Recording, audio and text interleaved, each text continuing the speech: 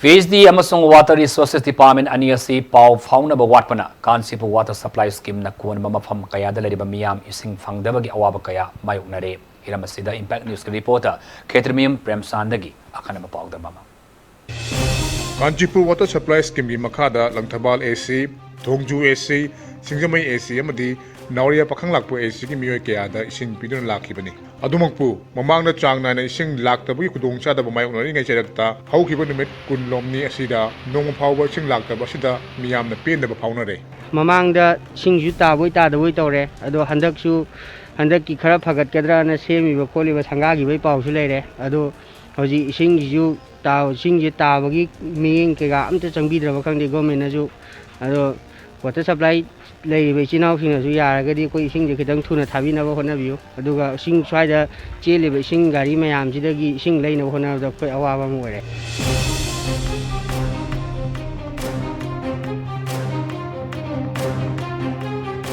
to ti sing lak ta baje yang kuire aduna ising je phangdabani na koi di wabana sidore sing bu leigadra dei kanu bu leigadra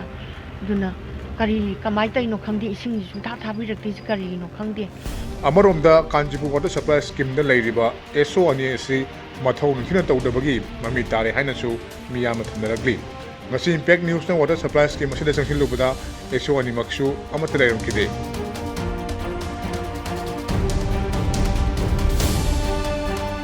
Ibi scheme sigi jagada leba praja moina aigi mota hajawagadi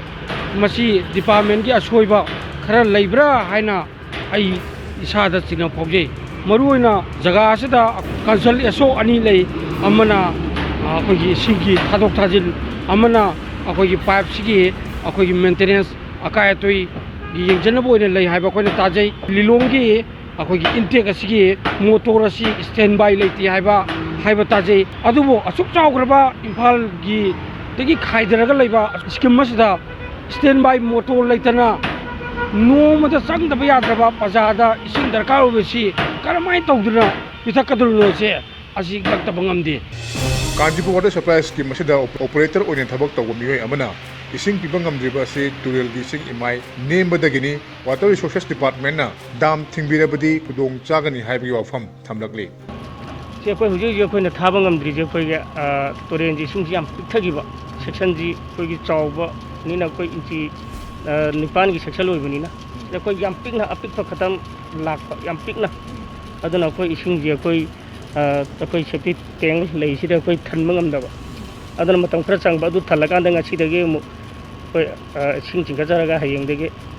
thaba hugga do dam ji thingbiradi fajana dum chalaiba yaga do adudi akoi department da koi na office da haijabane koi de akoi de office da dam thingbiyo na haijabane Ikam thai okilakpagalonena turel gi imai tuina yengbibagalonena Public Health Engineering Department ga Water Resources Department ga dam thingbagi matangda pau phawdok phawjin tawbagi tangai fadaba leide ikam tha yorokadore hairiba yorokpa asi yoroklaba asida akogi turien gi ising logodoriba si isingi imai asi toini yengjen bidura mari lenaba IFCD ga iroina na yengjen biraga release jal lakri bawda ising asi preserve tawna IFCD ga tanamina duna karama mong di ising ase release jan yobok di ising piba yagada ga bisi higher authority singa pau phawna da bagi mong da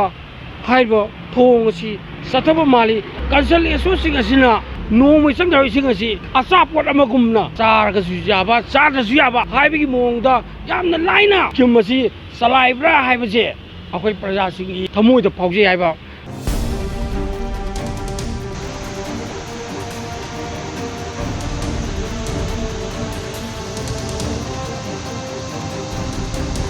Canchipur Water Supply Scheme makada leiriba miyamna numit kaya re ising phangdriba se maruoina turel gi ising imai nemthakibana maram oirakanda ising singpham leitabadagi ising pibangamdabani haina khogi Water Supply Scheme asigi operator amana thamlakli adumakpu PICED amadi Water Resources Department ani asi pau phaunaba watbagi mamiri changotari masina maram oirakanda miyamda ising phangandabasi aduki matik laibak thibani haiba wafam asini aduki sumathakta tha kharagi mamangda sanga khiba Canchipur Water Supply Scheme gi anauba structure sing asi hojik fawba saba loidabagi mami tari adumapu hojik fawba saba loidrabasu amadi टेंकी चनगदब वाटलबसु करमना संगारम लिबनो हाइबसी यानमा चावबो बहंग अमदि ओइरे